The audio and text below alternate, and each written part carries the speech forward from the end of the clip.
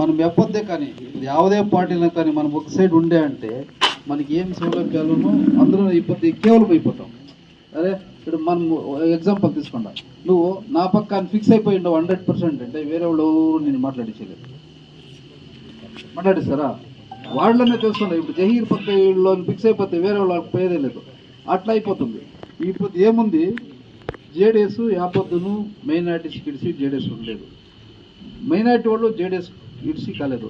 ఈ సిద్ధరామయ్య వీళ్ళు వచ్చినాక అపప్రచారం చేసి బీజేపీ బీటీం అని చేసి ఈ పొద్దు పార్టీ ఈ స్థితికి వచ్చింది.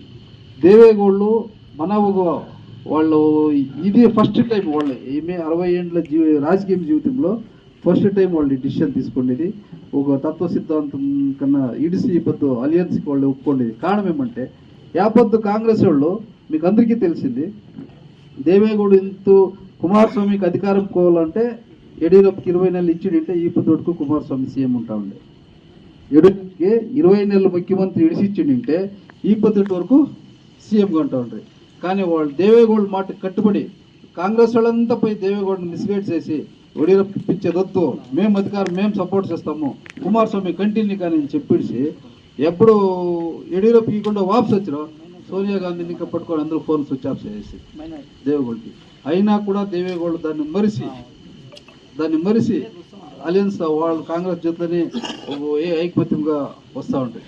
మొన్న ఏం చేసిరి 2018లో అయితేనే గెలుస్తానే 40 సీట్లు మనకు వచ్చిండే, గెలుస్తానే కుమారస్వామిని సీఎం ఉండే చేసిరి. మీకు అందరికీ తెలుసు, కాంగ్రెస్ వాళ్ళంతా రాజీనామా ఇప్పించి బీజేపీకి పోయేదానికి మూల కారణకత్వం సిద్ధరామయ్య వాళ్ళు.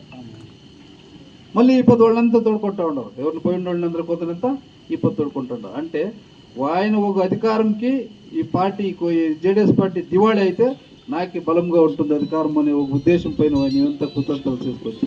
లాస్ట్కి వాళ్ళేమి ఇండియా ఒక్కూటాన్ని చేసుకుంటారు, అందరూ వచ్చి బెంగళూరులో మీటింగ్స్ చేసి యావ నాయకుడన్నా కానీ పోయి దేవేగౌడ్ని మాట్లాడరా,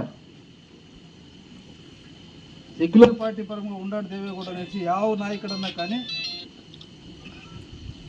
చెల్లాగోయితా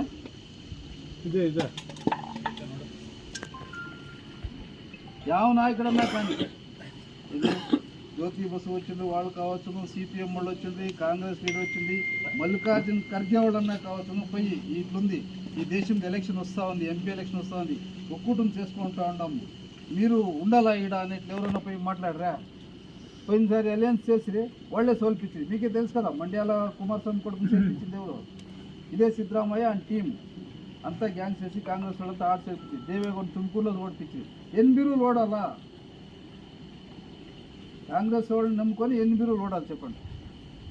ఈ పొద్దు అలియన్స్ ఏం ఇదంతా అయినాక ఎప్పుడు వాళ్ళు రాలేదు. అతకేమంటే జేడీఎస్ ఓట్లు డివైడ్ చేయాలా, బీజేపీకి జేడీఎస్కి ఓటు డివైడ్ చేయాలా, కాంగ్రెస్ ఇప్పుడు 136 సీట్లు ఇదే అలియన్స్ ఏమన్నా దేవేగౌడ ముందు చేసి ఎమ్మెల్యే ఎలక్షన్ ముందుగా చేసింటే 136 కాదు 75 సీట్లు కూడా వస్తూ ఉండదు. ఎడా కర్ణాటకలో 75 సీట్లు కూడా వస్తూ ఉండదు.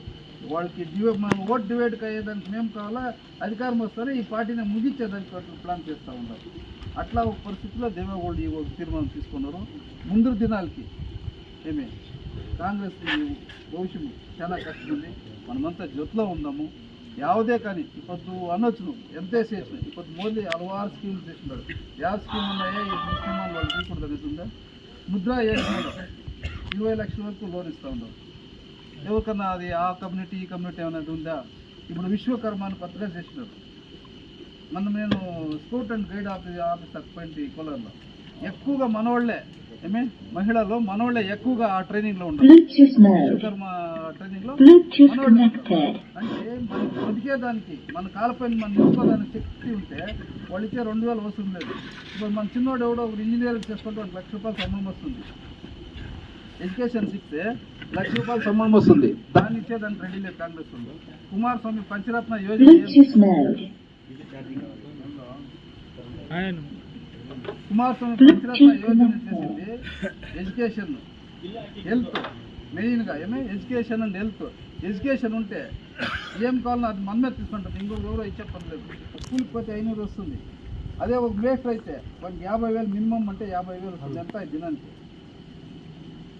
500 అంటే 15,000 కదా అయింది. డైలీ ఇంట్లో కూర్చుంటే కూడా రజా చేసి ఇంట్లో కూర్చుంటే కూడా వానికి 50,000 అంటే ఎంత దినానికి దుడ్లు వస్తాడు. అంటే ఎడ్యుకేషన్కి అంత మహత్వం ఉంది. వీళ్ళు ఎడ్యుకేషన్కి కానీ మనం ఇండివిజువల్గా అయ్యేదానికి కానీ ఏమీ లేదు. తక్కువ దుడ్లు ఎలా మనము దానిపైన డిపెండ్ కావాలా, వాళ్ళు ఇచ్చేదానికి కాసుకోవడాలి. ఆ ఒక వ్యవస్థ చేసుకోవచ్చు. ఈ పొద్దు మనకందరికీ తెలుసు, జమ్మూ కాశ్మీర్లో 370 ఆర్టికల్ తీసేసి అంటారు. తీసేసింది ఇప్పుడు పోయి వాళ్ళని అడగాల ఏం బెనిఫిట్ అయ్యిందా లేదని. జమ్మూ కాశ్మీర్లో ఉండేవాళ్ళు కారణం ఏమంటే వాళ్ళకి ఏమి ఉద్యోగం సిక్కలేదు. ఎప్పుడు ఉద్యోగం సిక్కలేదో ఊరోళ్ళు పిలిచారే ఏరా రాళ్ళు అని. రాళ్ళు ఏరా అంటే వాడికి 500 రూపాయలు కూలి కోసం రావాలి. ఇప్పుడు అన్ని త్రూఅవుట్ వరల్డ్ ఆడు పోయి ఫ్యాక్టరీలు చెప్తున్నారు. ఆడు ఉండే యూత్కంతా ఉద్యోగం సిక్కింది, గౌరవమైనట్ల జీవనం చేస్తుంది, లైఫ్ సెక్యూరిటీ ఉంది, టెన్షన్. ఇప్పుడు ఆడు ఎప్పుడూ గలాట్లయితే వాడు పాకిస్తాన్ వాళ్ళే సస్తారనేట్లేదు. మనోళ్ళు ఆడ జమ్మూ కాశ్మీర్లో ఉంటాడు, మనోళ్ళు వస్తూ ఉంటారు. మనమే అప్పుడే మన ఏళ్ళు చెప్తారు అట్లా మనమే చెప్పుకునే పరిస్థితి అవుతుంది. అదంతా తప్పలంటే ఈ కాంగ్రెస్ వాళ్ళు అదొకటి చేసుకొచ్చింది. స్టార్టింగ్ ఇంకానే వాళ్ళు లేదు ఇది ఇట్లుంది, ఓటు కోసం వాళ్ళు తప్పులు కూడా ఇచ్చేస్తారు. లేదు ఇట్లుంది మనం ఇట్లిపోదాం మనం చేసుకోవచ్చు. ఇప్పుడు యావది ఉంటా ఉండదు. ఇప్పుడు మనం అంటాం, మీరంతా చూస్తూ ఉంటారు అయోధ్య రామ మందిరానికి మన ముస్లిం బంధువులు వేయాంతర మందికి పోయి వస్తూ ఉంటారు. దేవుడు మళ్ళీ ఇప్పుడు సోషల్ మీడియా ఫాస్ట్ ఉంది. ఈ దేవుడు దాపెట్టే కయ్యలేదు, క్రియేట్ చేసి వేసే కయ్యలేదు వీడియోలు. వేయాంతర మందికి పోయి వస్తారు. ఎవరు ఆ బాబ్రీ మసీదీ గురించి కేసు వేసిండే, పోరాటం చేసిండే, వాళ్ళ ఇంటికి పోయి మన మీడియా వాళ్ళు ఇంట్రూస్ చేస్తే వాళ్ళు చెప్పాడు అది ముగిసిపోయింది కథ, అది ఇడండా. ఇప్పుడు కొత్త అయోధ్య దాన్నేమని ఉంటే మాట్లాడండా, కొత్త అయోధ్య దాన్ని ఏమన్నా మాట్లాడలా. ఇప్పుడు వ్యాపారం అభివృద్ధి అయింది, ఉన్నదేమో సౌహార్దంగా అయ్యింది, మాకు జాగా ఇచ్చినారు, మేమంతా మరిచిపోతూ ఉన్నామని. కానీ దీన్ని వీళ్ళు జ్ఞాపకం చేసి అయిపోయిండేదాన్ని చేస్తూ ఉంటారు. మనం ఎవరు చేసినాము.